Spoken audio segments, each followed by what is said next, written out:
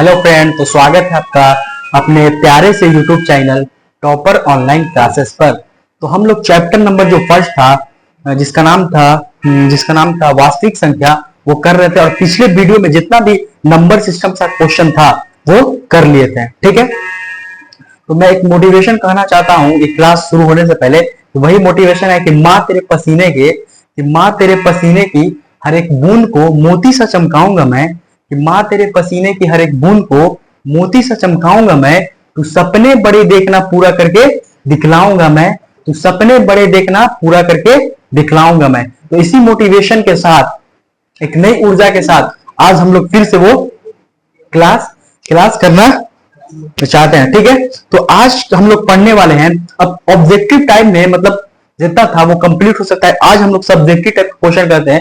इसमें पहले हम लोग आज सीखने वाले हैं यूक्लिड विभाजन। क्या पढ़ने वाले हैं? यूक्लिड विभाजन। ठीक है, चैप्टर नंबर फर्स्ट का जो था, चैप्टर नंबर फर्स्ट था, चैप्टर नंबर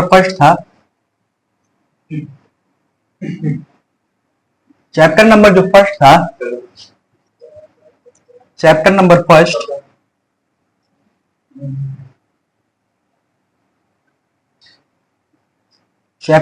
फर्स्ट था। ठीक है, जिसका नाम है चैप्टर नंबर फर्स्ट था जिसका नाम था, ठीक है, चैप्टर नंबर फर्स्ट था जिसका नाम था वास्तविक संख्या। तो आज हम लोग पढ़ने वाले यूक्लिड विभाजन एल्गोरिथम। आज हम लोग पढ़ने वाले यूक्लिड। आखिर ये यूक्लिड है क्या?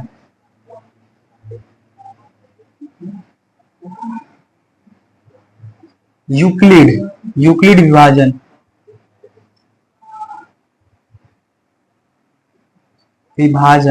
यूक्लिड विभाजन एल्गोरिथम।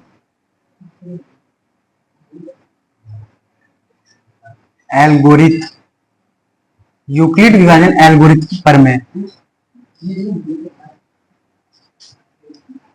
जो यूक्लिड विभाजन एल्गोरिथम जो प्रमेय है, इसके बारे में आज हम लोग पढ़ने वाले हैं। आखिर ये यूक्लिड विभाजन एल्गोरिथम प्रमेय होता क्या है? तो यूक्लिड विभाजन जो एल्गोरिथम प्रमेय कहता है, वो कहता है, देखिए सिंपल में है, यूक्लिड विभाजन एल्गोरिथम प्रमेय जो कहता है वो कहता है कि ए बराबर होना चाहिए, यानी ए बराबर जो है, ए बराबर हो वो BQ प्लस में आर।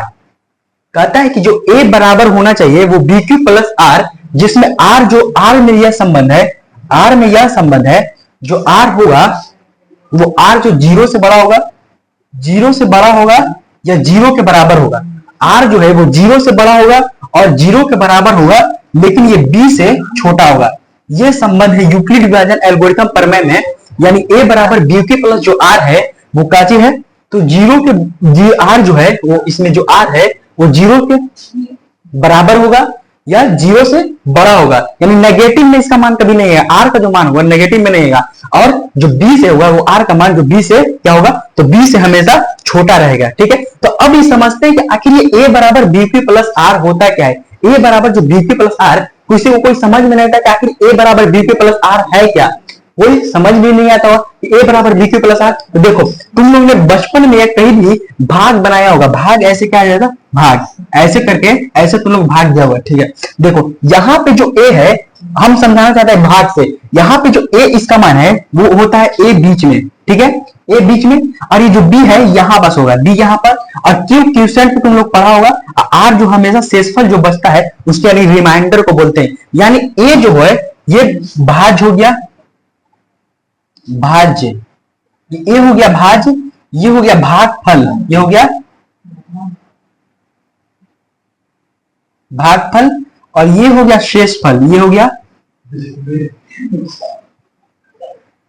शेषफल। ठीक, और ये जो बी हो गया ये हो गया भाजक, ये हो गया भाजक, क्योंकि यही भाग कराता है, भाजक। यानी ए बराबर BQ प्लस आर में इसका हम सब बता दिए कि जो ए का स्थान है वो बीच में होगा। ठीक है, और जो बी है वो भाजक होगा। ठीक है, बी यहाँ पे होगा, और क्यूसेंट तो ये करता है भागफल, और जो बचा नीचे में जो आता है उसे शेषफल कहते हैं। तो यूक्लिड विभाजन एल्गोरिथम में इतना जो टॉपिक है ये मेन टॉपिक, इसी से ज्यादातर क्वेश्चन बनेगा और सब क्वेश्चन करके हम बताएंगे कैसे क्वेश्चन बनता है। और जिसमें आर में क्या संबंध है, ये संबंध आता है यूक्लिड डिवीजन एल्गोरिथम में। ऑब्जेक्टिव ऐसा है यूक्लिड डिवीजन एल्गोरिथम में आर में संबंध है क्या है, तो आर जो है आर लिख के वो जीरो से बड़ा हो गया, जीरो के बराबर, यानी शेषफल जीरो आ सकता है, सही बात है, लेकिन नेगेटिव में कभी शेषफल, तुम लोग कभी भाग बनाया होगा, कभी भी भाग में उसका मान ऋणात्मक नहीं आएगा, ठीक है। उसके बाद जिसमें और आर जो है वो हमेशा इससे इससे छोटा होगा, यानी यहां वाला जो मान होता है, हम ये नहीं बोल रहे कि यहाँ भाजक, ठीक है, भाजक समझ रहे तो ठीक है, लेकिन यहां वाला मान से हमेशा ये आर जो होगा वो छोटा होगा, तो वही बोल रहा है कि आर जो है वो जीरो से बड़ा, ये जीरो के बराबर लेकिन बी से छोटा है, यही यूक्लिड विभाजन एल्गोरिथम। अब हम लोग कुछ क्वेश्चन करते हैं, लेकिन ये पूछता है यूक्लिड विभाजन एल्गोरिथम किसे ज्ञात करने की विधि है, अब यहां से पूछता है, ठीक है, हम इतना क्लीन करते हैं। अब यहां से पूछता है कि यूक्लिड विभाजन जो एल्गोरिथम है किसे ज्ञात करने की किसे ज्ञात करने की विधि है, यूक्लिड विभाजन एल्गोरिथम किसे ज्ञात करने की विधि है, तो ऑब्जेक्टिव में तुम लोग लिखना यूक्लिड विभाजन जो एल्गोरिथम है वो मासा, क्या चीज, मासा यानी HCF मासा ज्ञात करने की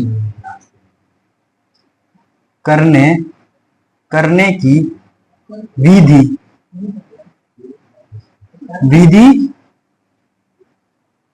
है, ठीक है।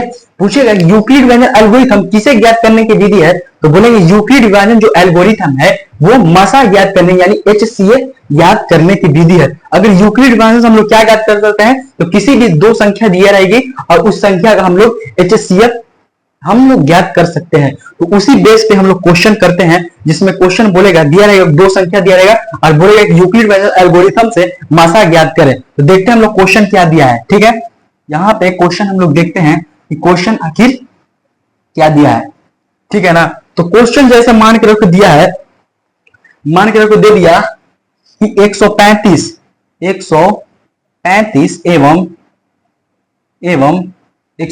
एवं 225 135 और 225 का यूक्लिड विभाजन एल्गोरिथम द्वारा, किसके द्वारा, यूक्लिड विभाजन द्वारा, यूक्लिड विभाजन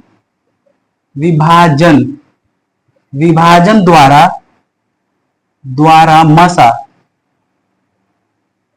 मासा ज्ञात करें, मासा ज्ञात करें। पूछेगा 135 एवं 225 का यूक्लिड विभाजन एल्गोरिथम द्वारा क्या करना है, तो मासा ज्ञात करना है, ठीक है। तो हम लोग पढ़े हैं, इसका फॉर्मूला पढ़े हैं, यहाँ पे जो फॉर्मूला दिया है देखो, इसमें सबसे बड़ा जो रहेगा, देखो सबसे बड़ा जो रहेगा उसको हम लोग मानेंगे ए, ठीक, और जो छोटा रहेगा, दो टू दिया रहेगा हमेशा, यूक्लिड विभाजन जब भी पूछेगा तो दो ही को पूछेगा, तो इसमें जो सबसे बड़ा रहेगा, ठीक है, हम इसको लिख देंगे हल यहाँ पे लिख दिए, हल लिख दिए, ठीक है। लिखेंगे यूक्लिड विभाजन एल्गोरिथम परिमिका से, लिखेंगे यहाँ पे हल लिख देंगे यूक्लिड विभाजन कैसे बनेगा, पूरा प्रोसेस बताया, यूक्लिड विभाजन एल्गोरिथम से, एल्गोरिथम परिमिका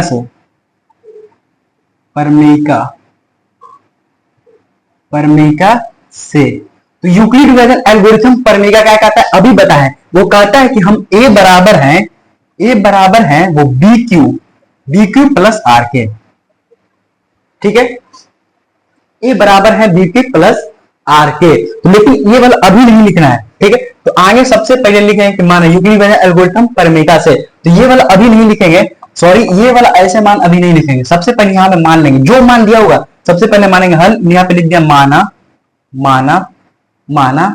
लेंगे माना ए बराबर, तो दो मान में जो सबसे बड़ा होगा, ये तो जान लो कौन बड़ा है कौन छोटा है गिनती में, तो ए बराबर जो सबसे बड़ा होगा वही ए का मान होगा, तो 135 और 225 में कौन बड़ा है, तो तुम लोग जाहिर से बोला है कि 135 में 225 बड़ा है, तो 225 ए बराबर हो गया 225, और जो छोटा रहेगा उसको मानेंगे बी, तो बी जो बचा हुआ है वो बी है 135। अब नीचे में लिखेंगे यूक्लिड विभाजन एल्गोरिथम परिमिका से, लिख देंगे नीचे में यूक्लिड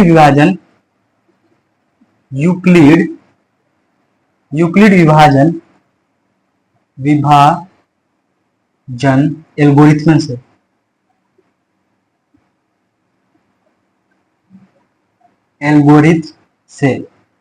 तो यूक्लिड डिवीजन एल्गोरिथम अब क्या कहता है, तो वो कहता है कि हम ए बराबर हैं बी क्यू प्लस के आर के। ठीक है, इतना समझ में आ रहा है।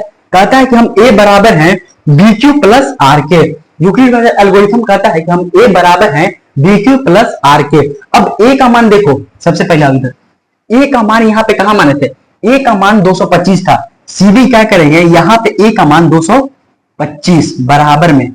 अब ई बताओ बी का मान कितना था, बी है यहाँ पे, तो बी की जगह पर हम लोग माने 135, ए 135 लिख दें। इनटू में क्यू अभी नहीं निकला है, अब क्यू नहीं निकला है। अब क्यू को क्या करेंगे हम लोग, भाग भी रफ में क्या करेंगे, इसको ऐसे भाग करेंगे, रफ में करके भाग करेंगे। जैसे यहाँ पे अगर हम भाग करते तो 225 लिखते हैं। ठीक है, ऐसे करते थे, हम बता रहे ए यहाँ पे होता, बी यहाँ पे था तो बी 135।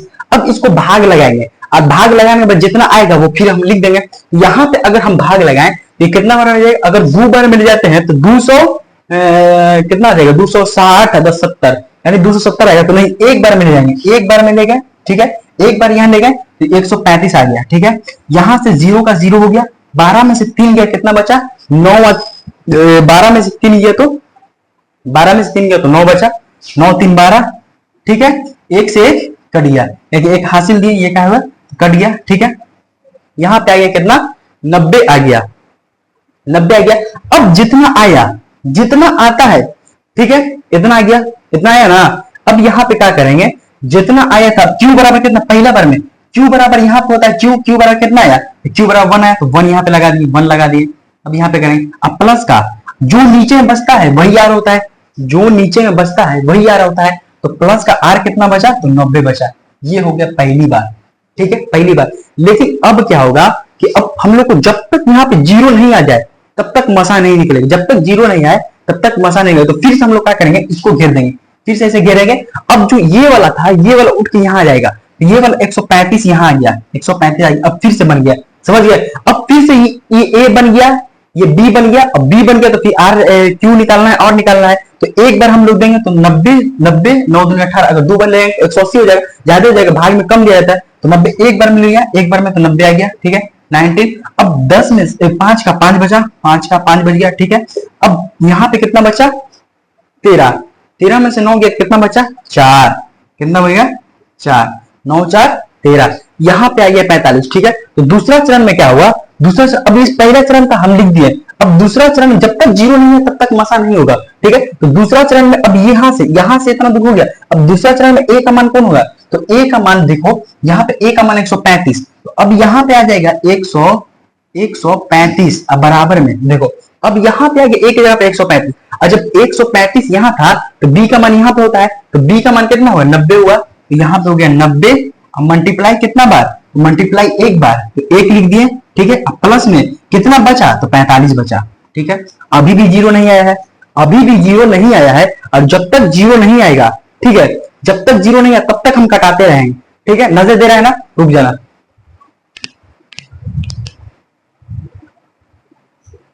ठीक है, जब तक 0 नहीं आए तब तक इसको कटाते ही रहना है। तो अभी अगर 0 नहीं आया तो फिर एक बार क्या करेंगे, इतना दूर लिख लिए। ठीक, अब यहाँ पे फिर एक बार ऐसे घेरेंगे, जैसे घेरे ये वाला फिर आ जाएगा यहाँ पे, ये 90 था यहाँ पे, ये आ गया 90 यहाँ पे आ गया। ठीक है, और जब 90 यहाँ पे आया तो अब कितना बार में जाएगा, तो 45 2 बार में चला जाएगा।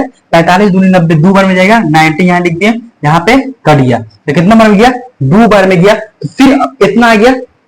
अब क्या करेंगे, अब बीच में कौन है, अब बीच में 90 है, यहाँ पे लिख दिए 90 इज इक्वल टू कितना था, बी का मान कितना है, तो 45 गुना कितना बार में 2 बार में, तो 2। अब प्लस में कितना बचा 0, इसका शेषफल कितना आया 0, यहाँ पे आ गया 0। तो जब 0 आ जाता है, जो 0 लाता है वही होता है एचसीएफ। लिखेंगे चूंकि शेषफल बराबर, लिखेंगे चूंकि शेषफल बराबर 0 एवं चूंकि शेषफल बराबर 0 एवं अंतिम भाजक बराबर कौन है, तो अंतिम भाजक है 45। जो अंतिम में 0 लाएगा जो भाग करके जीरो लाएगा वही इसका इसका HCF होगा। तो अंतिम भाजक होगा 45, इसलिए HCF, इसलिए HCF यानी मौसा, महत्तम समाप्त वर्ग। मौसा बराबर कितना होगा 45 आंसर।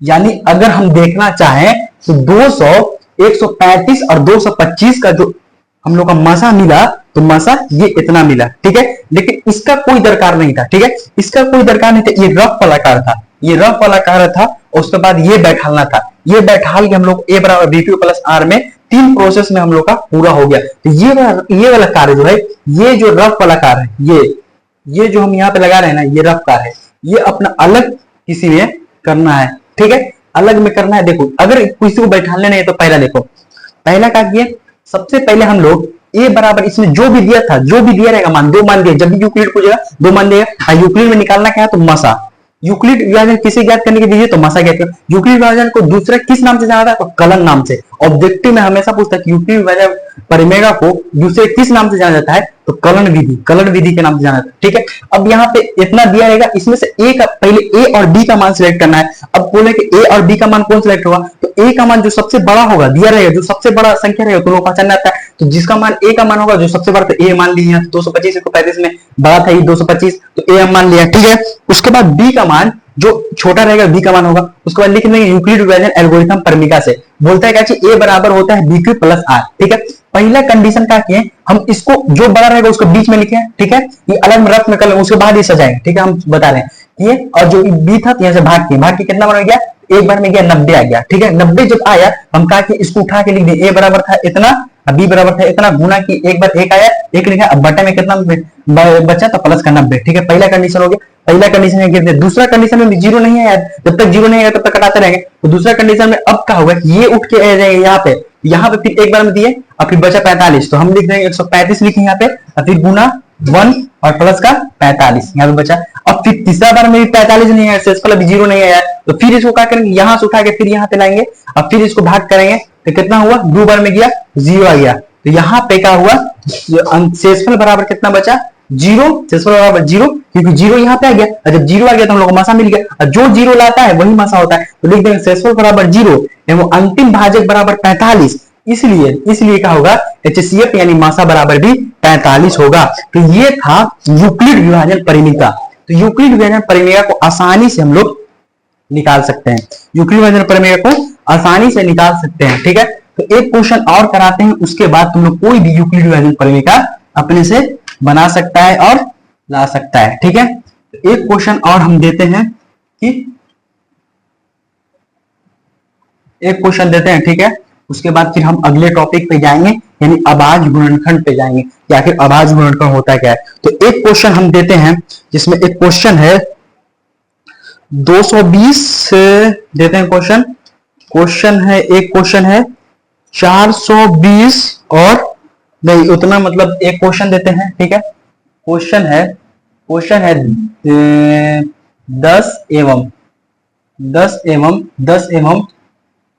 10 है और 95, कितना है 95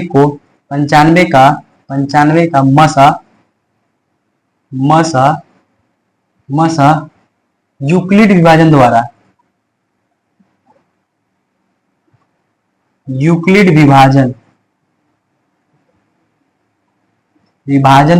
ज्ञात करें।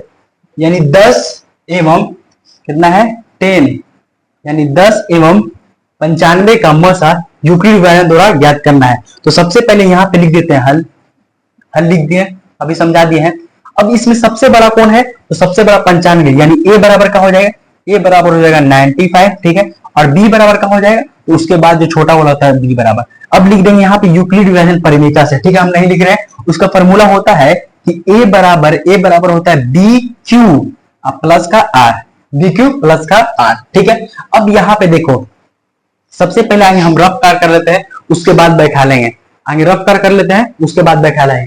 तो आगे इसमें जो सबसे बड़ा है उसको रखते हैं 95 को बीच में रख दिए, और ये कितना था 10 था। अब इसको भाग देते हैं, तो भाग दिए तो कितना हुआ, भाग देंगे तो कितना बार में जाएगा, तो 9 बार में, 10 9 90, यहाँ पे 90 आ जाएगा, और यहाँ पे कितना बचेगा 5, और ये कट गया यानी 0। ठीक है, अब ये 5 बज गया तो फिर अभी 0 नहीं आया, और 0 नहीं आया जब तक तो फिर ये वाला आ जाएगा यहाँ पे ऐसे घेर के, ये यहाँ पे 10 आ गया। ठीक है, अब कितना बार में जाएगा तो 5 दूनी 10, 2 बार में चला जाएगा 10, यहाँ पे कितना बचेगा 0। अब शेषफल 0 आ गया, अब कौन 0 लाए तो ये मासा हुआ। अब हम बैठा लेंगे यहाँ पे, पहला a बराबर कितना था 95, तो a बराबर हम लिख देंगे 95 बराबर b का मान 10, 10 गुना q का मान, q का मान देखेंगे यहाँ पे 9 प्लस का r का मान जो नीचे में बचा है r का मान होता है, r का मान इतना हो गया। ठीक है, उसके बाद फिर क्या होगा कि फिर यहाँ पे हो जाएगा, फिर यहाँ पे हो जाएगा। अब देखो, अब यहाँ पे कितना था 10, अब a का मान कितना हो जाएगा, अब a का मान 10 हो जाएगा, तो यहाँ पे अब आ जाएगा कितना 10।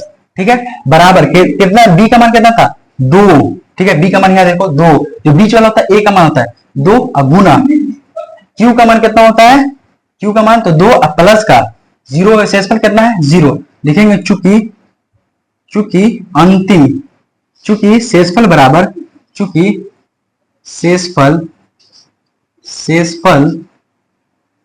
बराबर 0 एवं अंतिम भाजक बराबर 5, इसलिए HCF यानी मसा बराबर कितना हो जाएगा, तो मसा बराबर भी 5 होगा। जो 0 लाए वही इसका मासा होता है, यानी यूक्लिड विभाजन एल्गोरिथम यहाँ पे हो गया समाप्त। तो यूक्लिड विभाजन जो यहाँ था यहाँ पे होता है समाप्त। ठीक है, तो अब यहाँ पे क्या होता है कि यूक्लिड विभाजन का तो लोग पढ़ लिया है, अब हम लोग क्या पढ़ने वाले हैं, तो अब थोड़ा सा पढ़ने वाले जो है अभाज्य गुणनखंड विधि। ठीक है, अभाज्य गुणनखंड। ठीक, तो यहाँ पे हम क्लीन करते हैं यूक्लिड विभाजन के बारे में। ठीक है ना, चलो अब हम लोग पढ़ने वाले किसके बारे में, तो अभाज्य गुणनखंड विधि, अभाज्य गुणनखंड। आखिर ये अभाज्य गुणनखंड होता क्या है। ठीक है, अभाज्य गुणनखंड, अभाज्य गुणनखंड। ठीक है, तो अब हम लोग पढ़ने वाले किसके बारे में, तो अभाज्य गुणनखंड, अभाज्य गुणनखंड। ठीक है, अभाज्य गुणनखंड हम टॉपिक लिख दे रहे हैं। अब नेक्स्ट टॉपिक है अभाज्य गुणनखंड। अभाज्य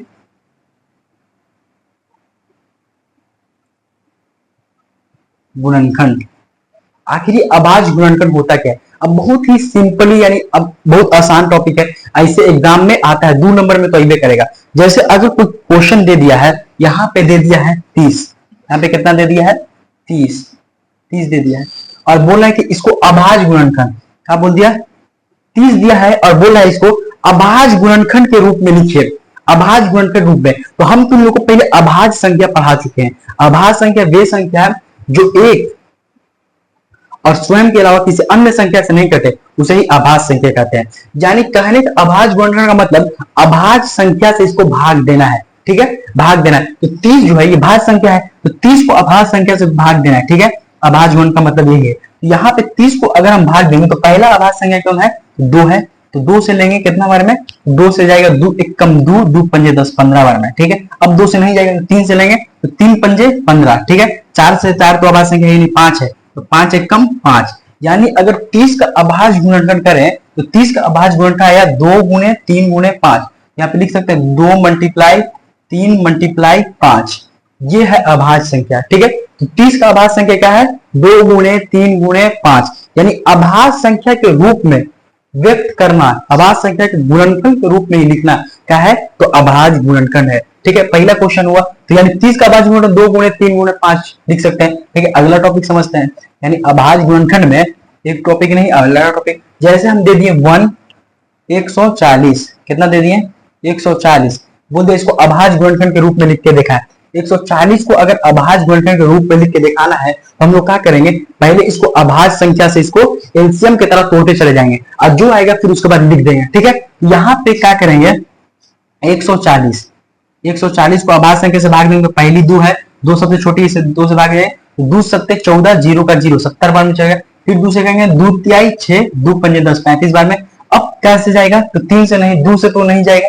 3 से भी नहीं जाएगा। ठीक है, अब क्या जाएगा 5 से, 5 अभाज्य संख्या है तो 5 से 5 होते 35। ठीक है, अब फिर जाएगा 7 से, 7 एक कम 7, यानी क्या है, 2 गुणे 3, 2 गुणे 2 गुणे 5 गुणे 7, यानी हम 140 को क्या लिख सकते हैं, 2 मल्टीप्लाई 2 मल्टीप्लाई 5 मल्टीप्लाई 7। एक का कोई वैल्यू नहीं रहता है, इसलिए हम एक नहीं लिख रहे हैं, इसलिए 140 का जो अभाज्य गुणनखंड होगा वो 2 मल्टीप्लाई 2 मल्टीप्लाई 5 मल्टीप्लाई 7।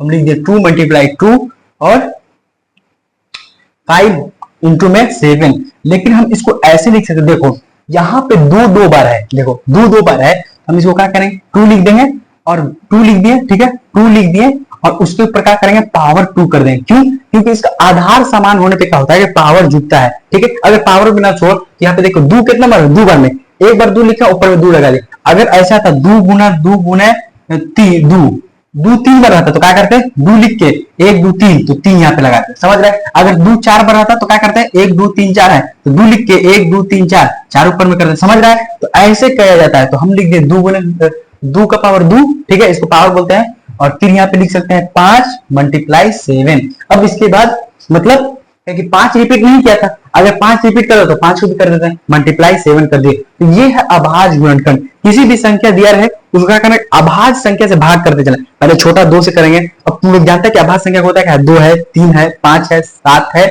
9 नहीं है, 11 है, 13 है, उसी तरह मतलब भाग कर 17 है, 19 से उसी तरह भाग करते चलेंगे अभाज्य संख्या से। और जो आएगा उसको इसलिए जब रिपीट करेगा तो उसको ऐसे पावर देके लिख देंगे, है अभाज्य गुणनखंड के रूप में, ठीक है। तो एक क्वेश्चन और हम करवाते हैं अभाज्य गुणनखंड का, ठीक है, उसमें के बाद हम समझ जाएंगे कि हो गया, ठीक है। तो एक क्वेश्चन है 156 को 156 को अभाज्य गुणनखंड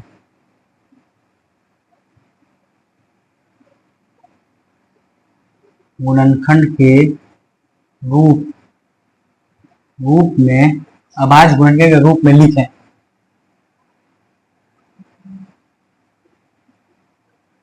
बोल रहा है कि 156 को अभाज्य गुणनखंड के रूप में लिखना है, यानी 156 को क्या करना है, तो अभाज्य गुणनखंड के रूप में लिखना है। 156 को करेंगे तो अभाज्य गुणनखंड के रूप में लिखेंगे। तो सबसे पहले क्या करेंगे, 156 पूछा चाहे कुछ भी पूछे, यहाँ पे लिख दिए 156, उसके बाद क्या करेंगे, ऐसे एलसीएम के तरह कर देंगे और सबसे छोटी संख्या 2 से देंगे, कट रहा है तो कट रहा है, 2 7 14, 1 2 8 16, ठीक है।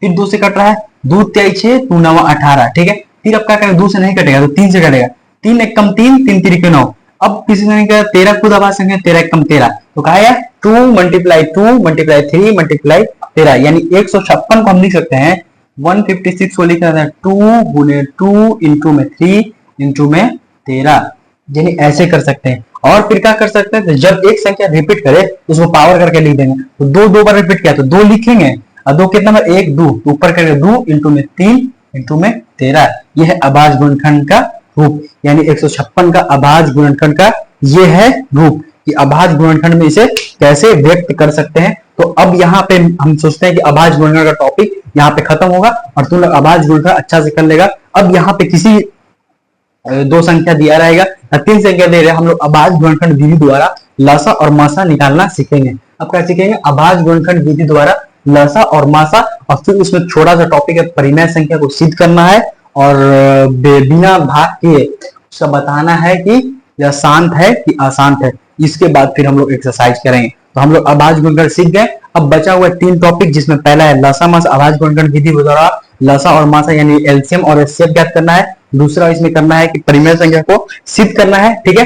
परिमेय संख्या को सिद्ध करने के बाद फिर हम लोग क्या करेंगे, परिमेय संख्या को सिद्ध करने के बाद हम लोग यहाँ पे ये संख्या, हाँ, शांत और अशांत देखेंगे, ठीक है।